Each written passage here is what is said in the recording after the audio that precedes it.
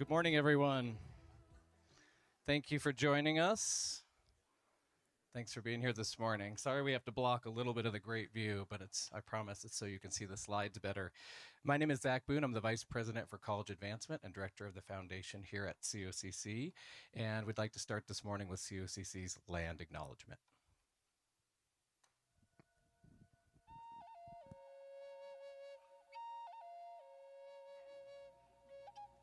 Central Oregon Community College would like to acknowledge that the beautiful land our campuses reside on are the original homelands of the Taipam, Wampum, Tenino-Pam, and Tokshposh-Pam, known as the Millipam or Warm Springs people, and the Wask-O-Pam, Wasco people.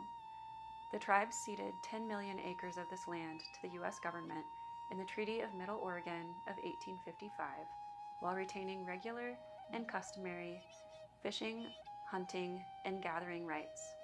As a result of this treaty, their remaining 578,000 acres were used to create the Warm Springs Indian Reservation. In 1879, a small group of Numu, or Paiute people, were placed on the Warm Springs Reservation by the United States government. In the years following, more Numu people were forcibly moved to the Warm Springs Indian Reservation. It wasn't until 1937, in conjunction with the Indian Reorganization Act, that the three distinct tribes became known as the Confederated Tribes of Warm Springs. It is also important to note that the Klamath Trail ran north through this region to the Great Celilo Falls trading grounds. Descendants of these original peoples are thriving members of our community today. We acknowledge and thank the original stewardship of this land. The COCC Land Acknowledgement is a living document and may change over time as we continue to learn more. It was developed in collaboration by enrolled members of the Confederated Tribes of Warm Springs, enrolled members of the Klamath Tribes, and folks here at the college. While land acknowledgements share true history, they are meant to be more than words. Acknowledgement itself is a small gesture. It is more meaningful when it is coupled with building relationships and taking action. If you scan the QR code on the screen, it will take you to the COCC Native American Program webpage, where you will find examples of how you can get involved. We would like to thank our friends at the Environmental Center for curating this list. You can also find this list by going directly to the Native American Program webpage listed on the screen.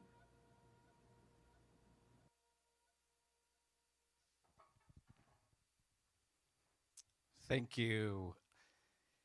We have some elected officials here in the room today, including our college board members. Could you all stand to be recognized if you are a member of the elected class? Thank you.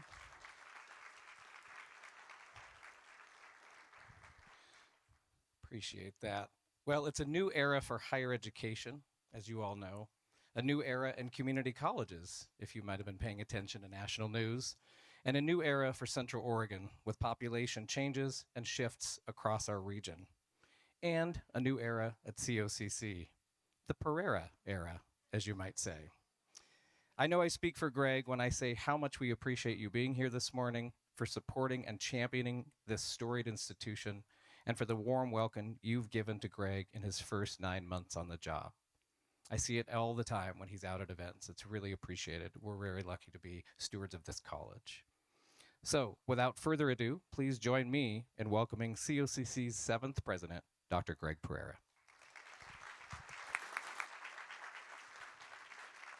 Appreciate it. Okay, so far I've heard Tony Robbins or Britney Spears. Which comparison is better? Oops, I did it again. No, don't laugh at that. That's awful. Good morning, everyone. Thank you for being here. So many friends in attendance and members of the college. I know my name is on the presentation, but I want to be the first to say I am the messenger. Our incredible faculty and staff knock it out of the park every single day. Our students who do incredible work to change their lives, to change their community, are really at the heart of what we do. So it's a pleasure to be sharing those stories, but they're their stories. I also want to thank a few people that made this possible. Our marketing and public relations team just did a fantastic job getting set up for today. Thank you to them. Institutional effectiveness for the data and the pieces we have in place. Our facilities group, everybody that set up for today, thank you. So today we're going to talk about a few things, mainly the state of the college, and we're going to break that out in a couple different ways. So we're going to talk about community and economic impact, some of the challenges and opportunities, strategic direction, and of course, campus growth. But first, our mission here at Central Oregon Community College, we empower students and engage communities through high quality, equitable, and accessible lifelong education. And part of today is showing how we do that and live up to our mission. So the first thing you should know about COCC is that COCC is very unique and different. It's a first choice college. It's always been a first choice college, and I think we're going to show you a video that's going to show you why that is. When I put myself in the position of where would I be if I was still in Southern California, it definitely wouldn't be nearly as far. I think it's really easy to think if you go to community college that is not the same, that you're not getting the same level of education that you would get at a university. What we do is build the foundational, the employability skills, the college success skills at the community college level. What stood out to me about the welding program and the manufacturing program is the instructors. The instructors are amazing. They always work around your way of thinking and how you learn things. It really set me up for success and gave me a good idea of where I want to be in the future. The faculty and the staff here, they have options. They could be at large research institutions, or they could be all across the country, and they choose to be here because they want to be here. That's very unique to get that level of education both in and out of the classroom at a community college. When I think of what a first choice college is, first and foremost, it's a place where you want to be. It's the number one option in your mind of where you want to study and learn. COCC is a first choice college because it has so many opportunities for students. We're trying to find ways to support our students, whatever their pathway may be. And we all see the vision. We want to be the absolute best experience that a student ever has. The sense of pride that we all share in this institution, the sense of knowing that the education we provide is top-notch, our facilities are outstanding and incredible. We have wonderful support systems in place for students and student life. It's always been a first choice college. We're just embracing it more than we have. COCC was the right choice for me because of all the opportunities that I have here that I wouldn't have had in a place like Southern California. I'm grateful for all the opportunities that aren't necessarily exclusive to COCC, but are more endemic here. COCC is a first choice because of you. Because if you're a member of this community and contributing to it, you've made it what it is today.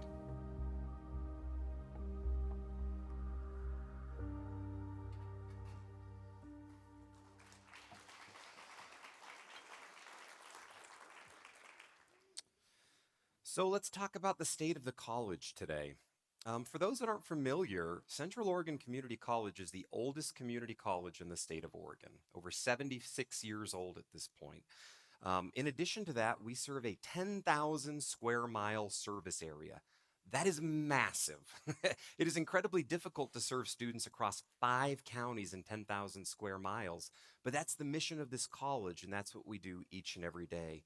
You'll also see some anniversaries that were recently celebrated or are coming up for our Madras, Prineville, and Redmond campuses as well, which we'll talk about in a little bit. Our student body is diverse and is changing. So this is the most recent data available. This shows our credit earning students. And what you'll notice is that we've had a large influx of Latinx students. It's now up to 16.3%.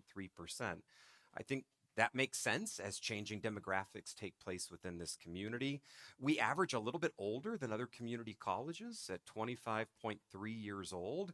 When you think about economic development in the region and redevelopment of workforce and expanding opportunities, it makes sense that we would have a lot of individuals re-careering at COCC as well. And one of my favorite stats is our youngest and oldest students. Our youngest student is 13 years old, not related to me. I can't claim that one. Our oldest is 90 years old, which really speaks to how important education is in this community and to individuals.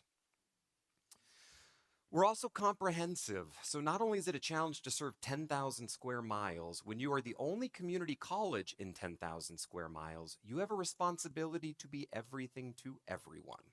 So prior to this role, I was in the Phoenix metropolitan area. There were 10 community colleges covering 9,000 square miles. If you didn't want to offer something, you didn't have to. Another college would pick it up.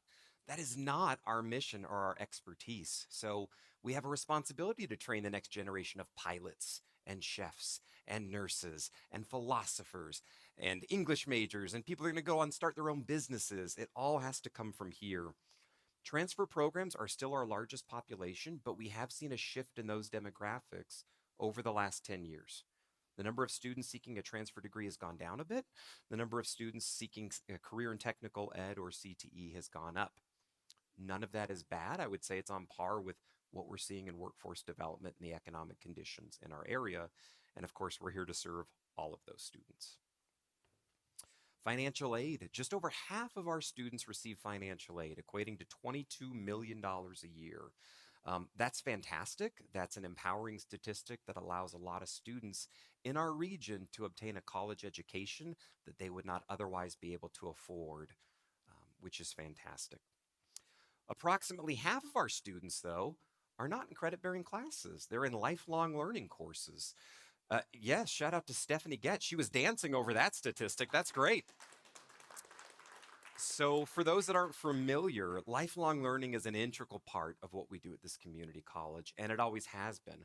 Some of those are discovery courses where individuals just want to learn more about a specific topic, and then some of it is very specific to business. So things like our Center for Business, the SBDC, where we support local businesses and their startup, or if they're having challenges. And again, I think it really speaks to seeing the college as an asset to the community as a whole, not just serving its own purpose. We try and meet the needs that everyone has in this area. But I will say this, our employees make the difference. And I started out today by mentioning our employees that do work each and every day. They're incredible. This is year 15, 17 for me in higher education. The caliber of employees we have at this college is truly unique. I always say that the view doesn't hurt for attracting top talent, but we are the proud recipients of that. And I think that's true for Central Oregon as a whole. There's a lot of talent in this region that we have an opportunity to work with. So what makes this place special? Well, I think Hal DeShow had an answer, not only in the front row, but in a quote, which is great to see. Tyler, one of our nursing students, and I don't think any of these quotes or comments are unique. When you talk to people at COCC or affiliated with COCC, they will very quickly talk about people. I had a privilege as a new employee. I wanted to meet with everyone. So, all right, we got 450 people to meet with. And what's amazing is in those meetings, how many people unprompted would bring up a coworker or a supervisor or another person in a positive way. That's not something you get in a lot of places in a leadership capacity where someone says, have you met this person yet? Oh, you'll love them. They're incredible. That's really special. And that's something we take a lot of pride in at this college. Most importantly, we want to be student ready and we want to be here to break down barriers that can keep students from education. So I think we're all, for the most part, somewhat familiar with Maslow's hierarchy of needs and the basic essentials that a student needs. You can't learn on an empty stomach. That's one piece right there. You can't learn if you're fleeing a violent situation or if you don't have, some sort of suitable housing in place. So community colleges across the country and universities have had to think much more holistically over the last 10 to 20 years to make sure that we're meeting basic needs so that students have the ability to focus on their studies. So we offer things like personal counseling with partners, Thrive in the community, to really have that available to our students, our food pantry, clothing connection, so many incredible things that are resources for students because we are here for their success. And whatever it takes to get them to that point, we want to help to provide. We're also committed to supporting underrepresented populations along their journey. So TRIO is a new program to COCC. And Matt said he was going to yell at that point, and he didn't. So there we go. Okay.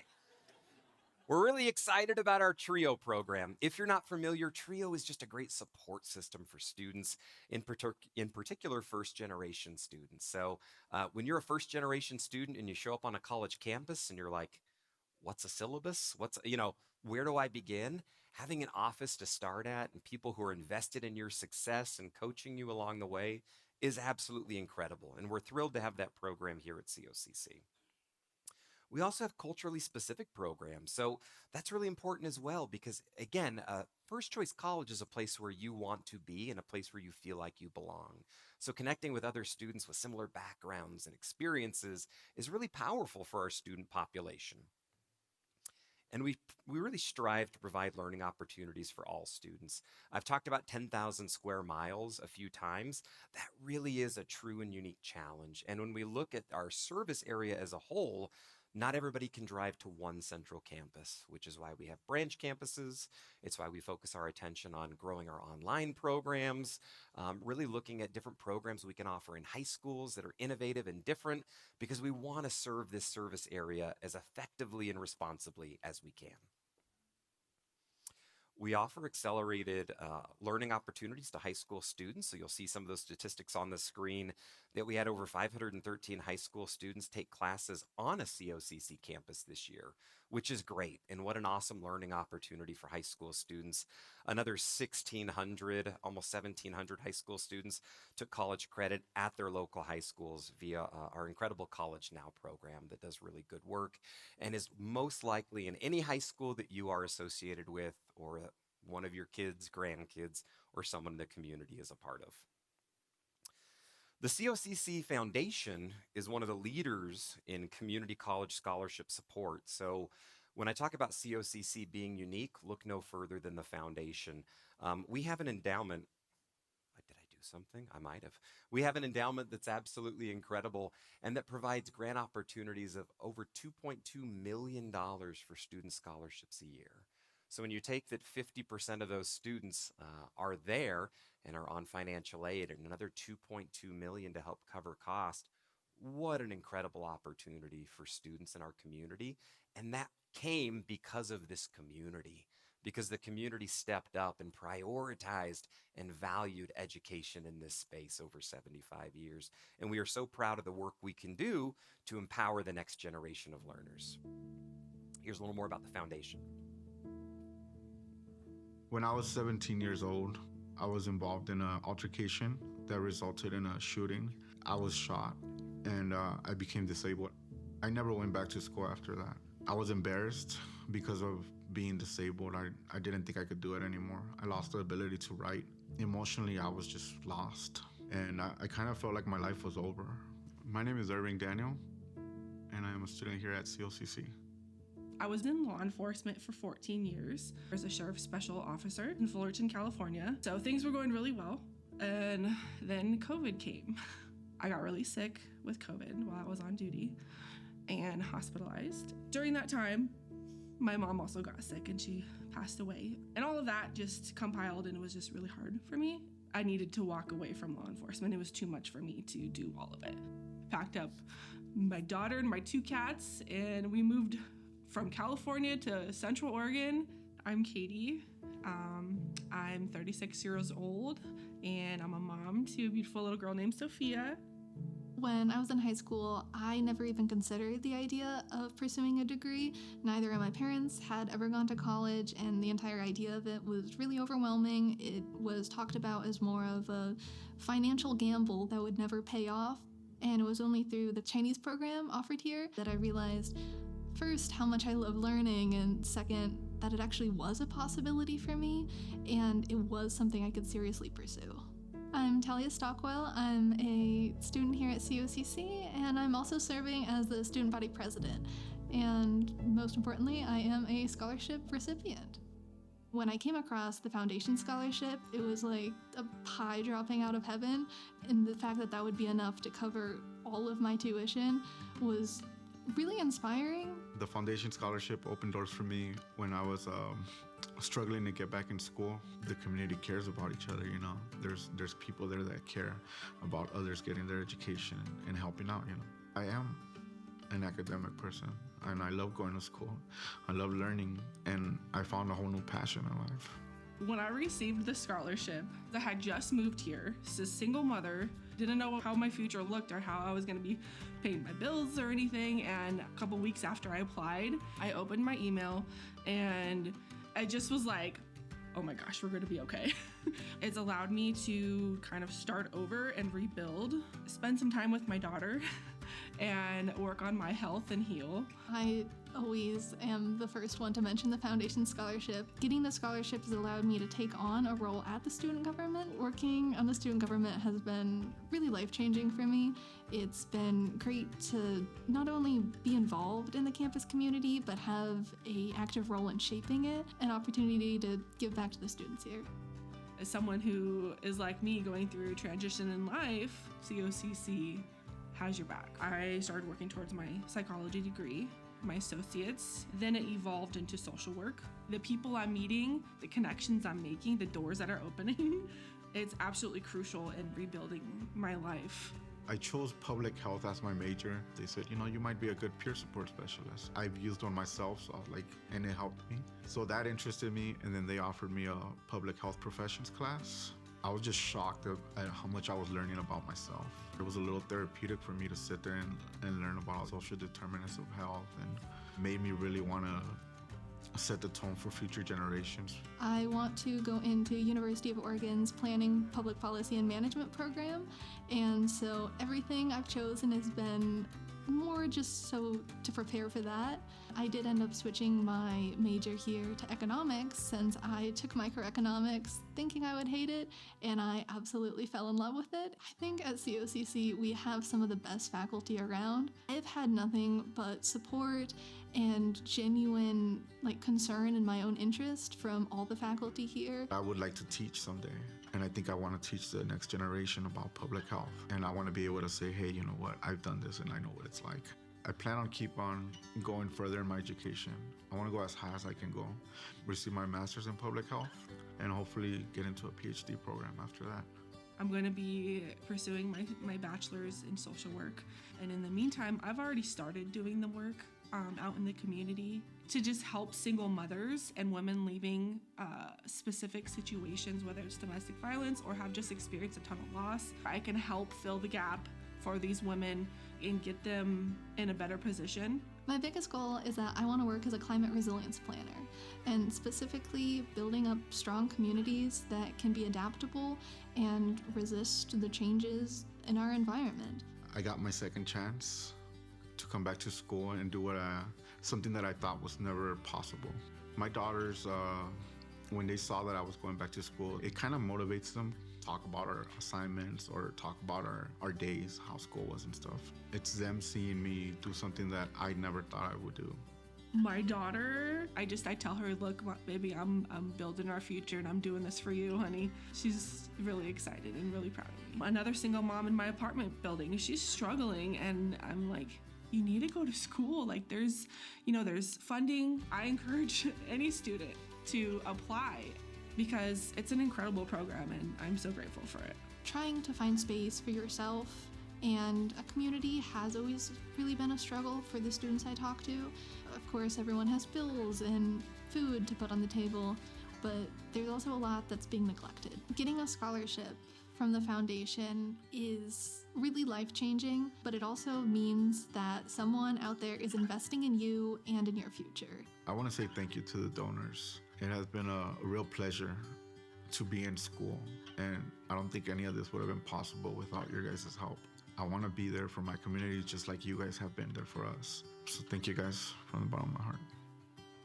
To the donors, I just want to say thank you so much. Your impact is real. Every single penny has gone towards helping me restart my life and being able to go to school, and I am just beyond grateful. There's a real impact there, and I am proof. Thank you. I genuinely appreciate the support of all of our donors, and I hope that one day I'll be able to give back to the foundation in the same way that people have given me this opportunity. I'm really just so grateful to have this opportunity and to know that it's making a difference.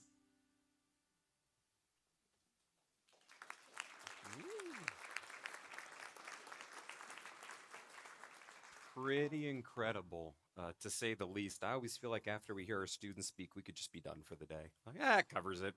We're good. But I saw Irvin this morning. I don't know that he's here. I think he was going to class, but he's doing great. And it really speaks to what's special about this college and the support we receive from the community. So the other way that we try and help cover these costs and ensure that we can provide the best opportunities possible for students is through grants. And we have an incredible grants team at the college. We get yes, give them a round of applause. They're outstanding. We get compliments from the entities giving us money as to how good the applications were. So they really do great. We were awarded 38 new grants totaling $8 million in the last year, which is fantastic. I always caution that a little bit. Grants are very rarely free money. They usually come with added expectations and things to do, but it's a great support. One I will call out in particular is the FIPSE grant, FIPSE, and that's $2.2 million going straight to our Redmond campus expansion to set up 7 short-term credentials, as well as machining, tooling, a lot of incredible things that's really going to meet the need and a growing workforce desire in that area. So pretty incredible stuff. Speaking of Redmond and other communities, the community and economic impact of a community college, and in particular COCC, is really remarkable if you're not familiar with the data. The data is illuminating, but I will say is next time you're at St. Charles, just ask someone working there if they went to COCC. Likely the answer is yes, and a number of other businesses throughout the area, because we are the driver of training for that workforce demands and needs.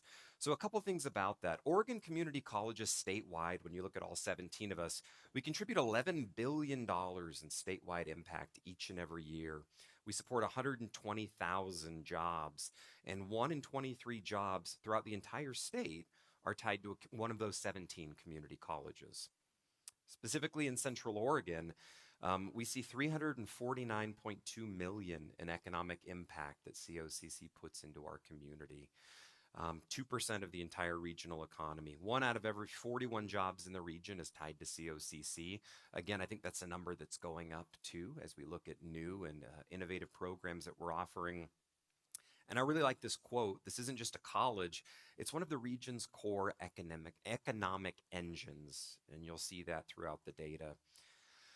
So our alumni generate 74% of that economic impact, and those are individuals who are already in the workforce contributing to it that you see and meet each and every day. We support 4,100 different jobs driven by increased productivity and earnings. So the challenge of serving 10,000 square miles is that it's expensive and difficult to do.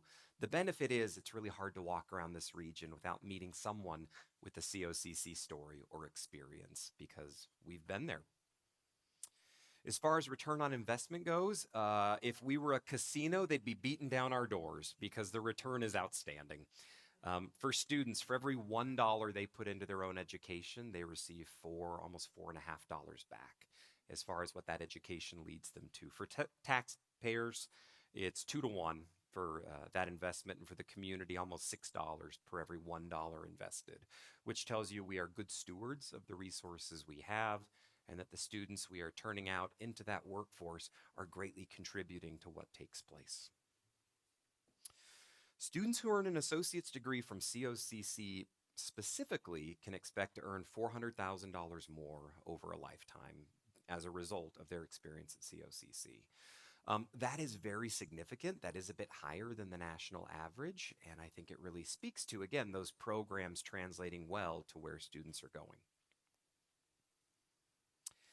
And COCC's workforce education has continued to grow since 2023. So one of the challenges is that the market changes, as we all know. Jobs that were very visible and important and critical and had tremendous on-ramp 10 or 20 years ago might not exist today. And so there's this constant ebb and flow that takes place at a community college where you have to reassess what you offer. What is no longer viable? What are there no longer jobs for in the community?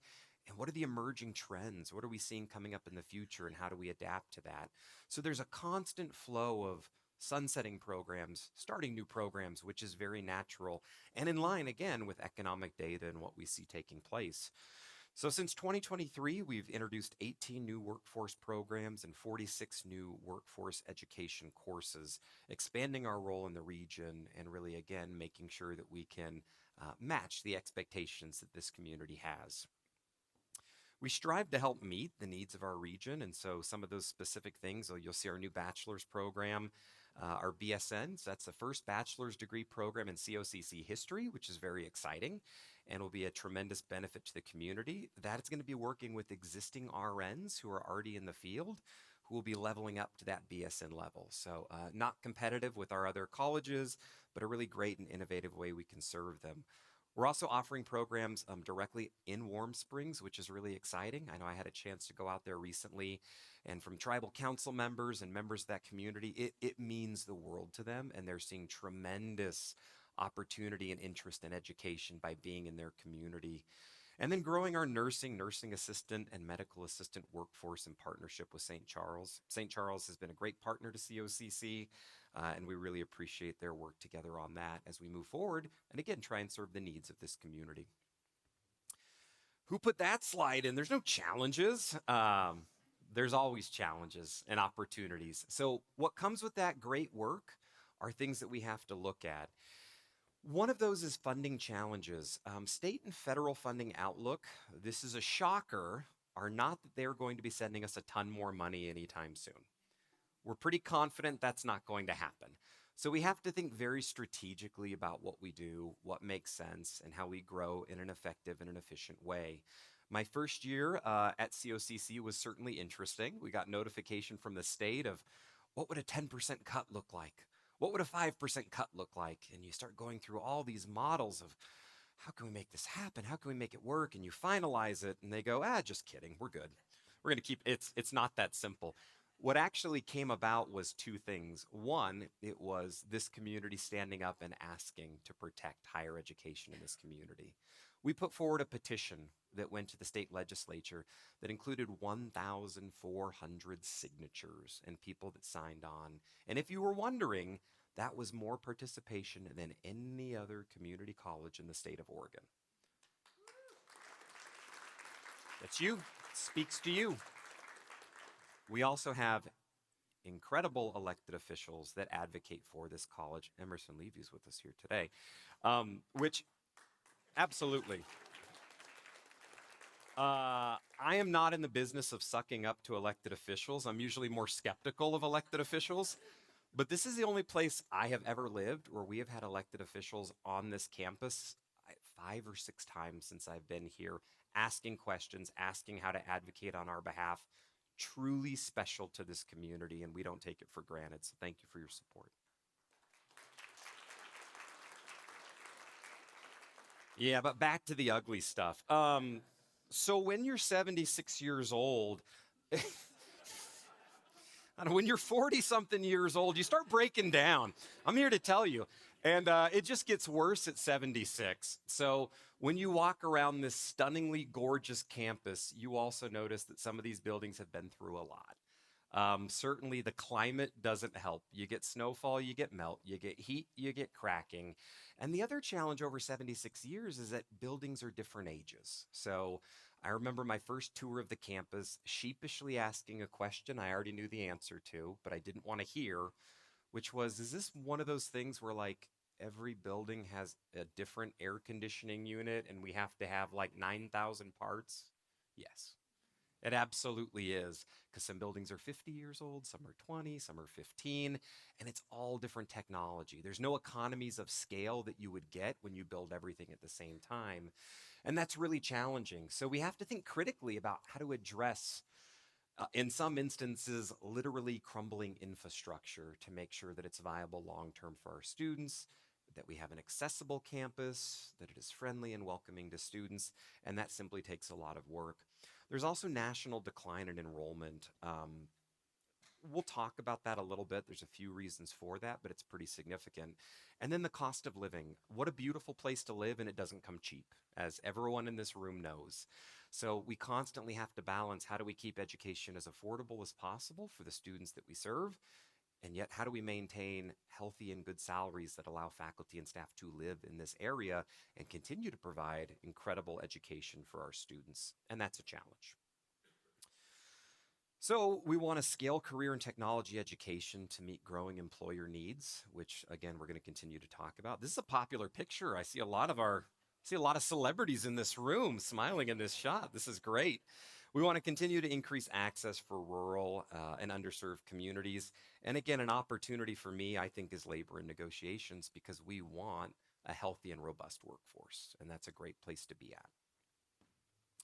So, college sustainability, let's go into the numbers a little bit. We're committed to our long-standing tradition of fiscal responsibility, but our unique financial situation is different than the other 17 community colleges. And if you like to nerd out a bit in the economics, I'm gonna give you a very light opportunity to see that here. The state of Oregon has something that I've never seen before. I've worked in California, Arizona, and now here. We have something called an equalization model. And the concept behind it is really good, which is we don't want to have rich schools and poor schools. Like when I was growing up, I went to a poor high school and we knew it. And there were rich schools in other areas. And so what the state has done is they've tried to establish a policy where if you are in a healthy county or counties like COCC is, that brings in more county revenue from tax, you get less state dollars. If you are in an area that receives very little in county tax support, you receive a lot more state dollars to try and equalize everyone about the same area. There are pros and cons to that, as there are with anything. We are more funded by property tax than it's us and one other college are just about the same than anyone else. In fact, when you look at us, we are like way up here in county tax and way down here in state support. On the plus side, that's great. It represents our community. It represents a lot of good things going on. The downside is that we don't typically see a cut to property tax. We see a cut to state funds coming in. So sometimes that can disproportionately hurt COCC more so than other community colleges. But the idea is that it's a three-legged stool, or at least that's the concept with most community colleges, where part of your funding comes from the state, part comes from the county, and the other comes from tuition and fees, which again is what we look at here at COCC. And then there's a small assortment that comes in from interest, transfers, sale of property, that sort of thing. Our current financial position, for the most part, is okay. We're stable, and being stable in this current environment, I would say, is a good thing. There was healthy debate at the beginning of this year about what a college reserve policy should look like. We were at 31%, 30%, and people asked, is that too much for the college to have in reserve? Well, if you want the glass is half full answer, it doesn't matter anymore because it's gone. So there you go. Debate solved. We're now at 12%. And we no longer have to debate that.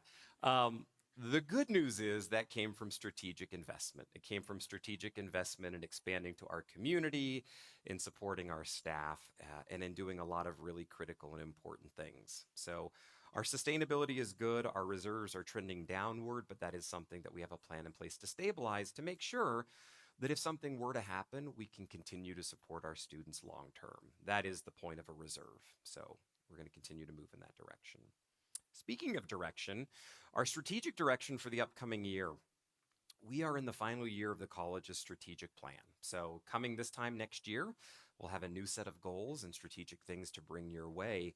But as we really look at the last 4 years, our objectives were to ensure college sustainability in all forms that means, being a student-ready college, so making sure that we are focused on the holistic needs of the student and not just the education piece. Access, really thinking critically about how do we get students empowered to come through the doors and be successful while they're here. Community engagement, making sure that we are out and about in those critical and important conversations. And again, workforce development. So being a student-ready college, our goal is to help guide our students along a clear path to success. So before we go to that, I like to tell a story. Some of you have heard me talk about my own college experience, and yours might have been very similar. When you are the first student in your house or close to go away for college, we have terminology and lingo in higher education that is not intuitive at all. In fact, I would say it scares students away. So for me, I showed up on a college campus day one. I knew I needed a schedule. I didn't know where one gets a schedule. I'm looking at a big directory full of a bunch of words I've never heard, thinking, where do you get a schedule? Where do you get a schedule? And I was just frustrated. The answer was the undergraduate office of the registrar. Duh, right? Of course. I would have no idea.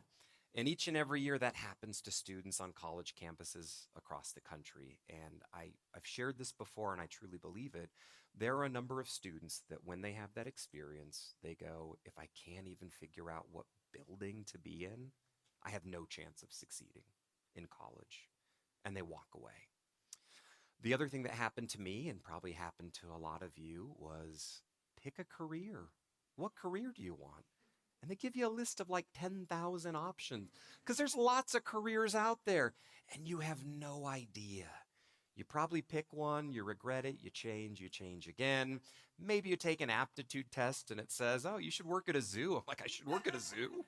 I don't even like I know I like animals. But it was overwhelming and it was difficult. And so what we're starting to see take place in higher education, and in particular at COCC, is really building our systems around students, not trying to educate students or bring students to our existing systems. So what that looks like for us is called guided pathways. So these are live images of what's currently available on our website and how some of our advisement and early opportunities with students go. We no longer give them that list of 10,000 jobs and ask what you're here for. We really ask what's your area of interest, and we have these education pathways.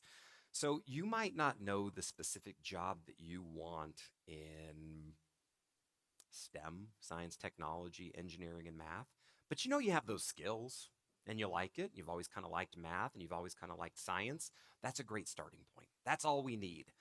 Once we get you to select that opportunity, we will put you on a pathway that provides the information of here are all the jobs, or at least a good chunk of the jobs that are available in STEM. You get an early introduction into courses that are sort of those trailhead courses that teach you about these different opportunities. You start taking classes and learning more about different things.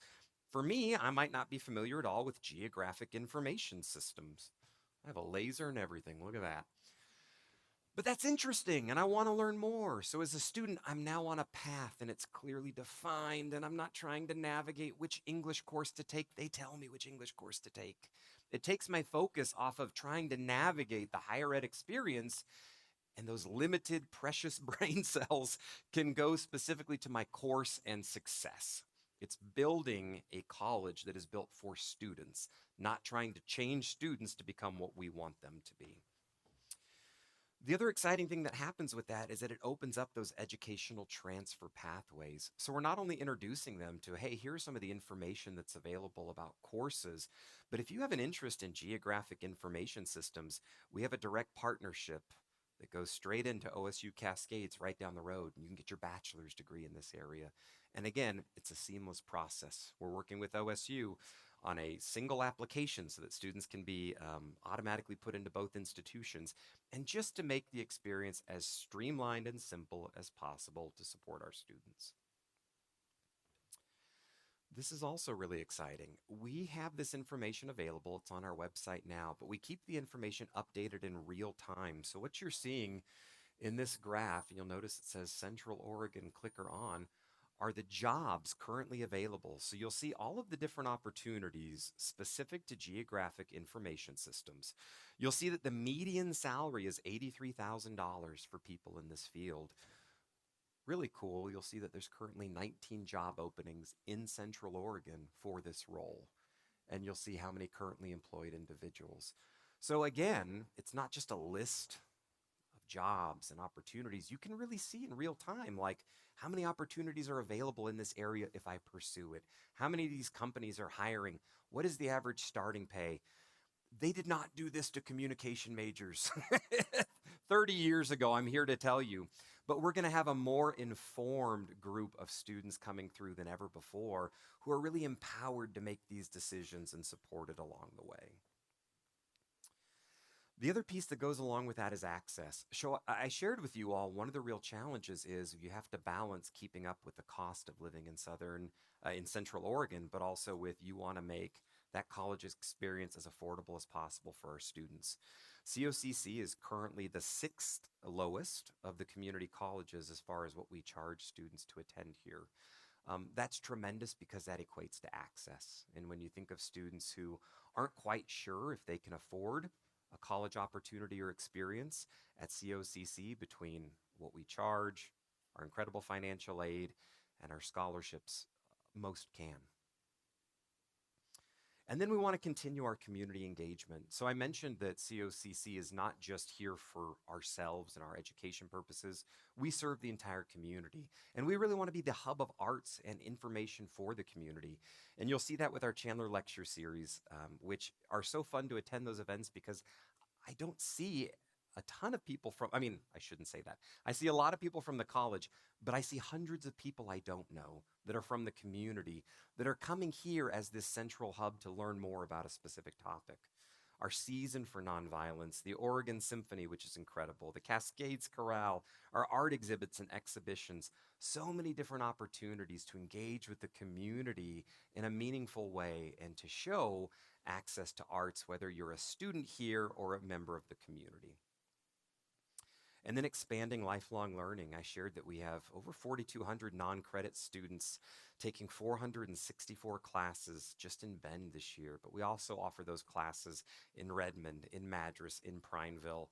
And our youth camps are incredible, serving nearly 500 students across the region. And I will say there's nothing quite like going down to culinary and seeing a bunch of teenagers cooking in the kitchen. It's empowering and terrifying. Like I'm proud of them, but also someone's watching. Okay, we're good. Maybe because I have a teenager, it just sticks with me like that. We also embrace environmental sustainability, which is a key part of what we do. We live in a beautiful area. We see ourselves as stewards of that area and the responsibility that comes with that. So embracing alternative energy opportunities, thinking about sustainability of reusing clothes within our clothing connection, and moving towards our pledge to eventually get to zero emissions, which is ambitious, but I think we can do it. Campuses and growth, pretty exciting things going on this year, as many of you have probably attended some of these events. We just celebrated the grand opening of our Madras campus, which was a 24,000 square foot, yes, round of applause, addition in Madras. It's incredible. We expanded our nursing program, nursing assisting, medical assistant, and early childhood education in a bilingual program there. A very cool partnership that took place in Jefferson County and Madras, where the community was like, we need this, but boy, we also need childcare. And COCC found a way to bridge both needs and really step up for the community there. And for those of you that were able to attend the grand opening, what I would say is the sense of gratitude from that community was incredible. I mean, I literally met people that I thought were going to cry because it really showed the partnership and the investment we have in those communities. And that was a very proud moment for this college, and we're proud to be there and learn from that community. They have a rich history, and it's incredible. So the other thing that we have is our DRCI facility, Deer Ridge Correctional Institution in Jefferson County. So that's our prison program that we operate, which is absolutely outstanding. If you haven't had a chance to see it, they do allow visitors. You have to fill out a form and go through the process, but it's absolutely incredible to see. That program continually has the most amount of GED graduates in the state of Oregon, despite being almost 1/10 the size of other programs. They do incredible work. The welding program there is incredible. And when you go to check it out and you have an inmate walk up and say, oh, pleasure to meet you, and you're going, wow, this is amazing. It's truly a place where we change lives and reduce recidivism, which is a win for the entire community for many reasons. Our Redmond expansion is next up on the list, so it's very incredible what's taking place there. I saw we have Steve Curley and John Stark with us today. They can tell you a lot about economic development and growth in that area. What we know about Central Oregon and Redmond in particular is the abundance of new jobs in manufacturing, in growth, in home building, and COCC is at the forefront of where that education is going. So this is going to be a 13,000 square foot expansion of our existing space. It will nearly triple the capacity for welders, as well as our CNC machines, and many of other things. Not only that, the equipment they're going to be using is the same equipment that we have employers using at BASX, Nosler, many of our corporate community partners. So what a great opportunity for a student to leave with a certificate and know how to use the exact machine that they're now going to use in workforce. Pretty darn incredible. The goal is really meeting the demand for manufacturing. And so Cindy Linhart, I know in particular, has a lot of stories of employers reaching out and saying, how do I get more welders? How do I get more people that can do CNC? That's great. It speaks to the quality of education they're getting at COCC, and that we have employers recognizing if you want students who are skilled in these growing areas, you go to COCC to find them. And then our Prineville location, which we're incredibly excited. We've done a robust needs assessment this year, trying to understand as Prineville and Crook County grow, what are the job opportunities going to be there? What are the educational needs? And what can COCC do to meet those needs? So we're looking at doing a number of things in the business realm, GED programming, fulfilling the community need, and really growing that relationship as much as possible to ensure that we are supporting that area and the tremendous growth that they're seeing. Greater COCC districts, boy, let's go back to those 10,000 square miles and the opportunities that come there. You're seeing more and more classes and programs being offered in Warm Springs, including automotive, accounting, GED, and others. Manufactured technology articulations at Lapine, Gilchrist High School. I was just out at Culver High School seeing their automotive program and the impact it's made. We can't have buildings everywhere, right? That's the challenge, and realistically, the limitations that come with being one community college serving this huge area. So we're thinking about innovative ways to reach out to those communities and ensure that we're supporting them in a meaningful way that's, again, going to contribute to the success of this region as a whole. So how do we define the current state of the college? Well, I would say it's strong. It's not without challenges. It's not without opportunities.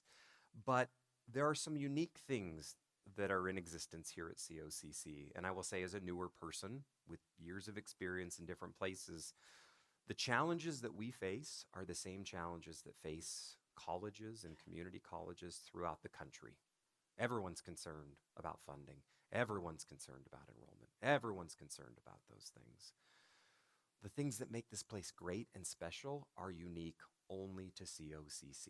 You do not get the same level of innovation, expertise, communication, and opportunity anywhere else.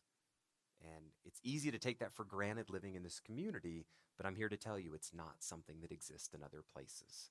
And so when you take into consideration that this is our community college, the community, our students, employees, and staff, together, the state is very strong. And we will continue to find the most effective and best ways forward, as we have done for 76 years. So with that, I would just like to thank you for attending our State of the College address today, and we appreciate your partnership and ongoing work.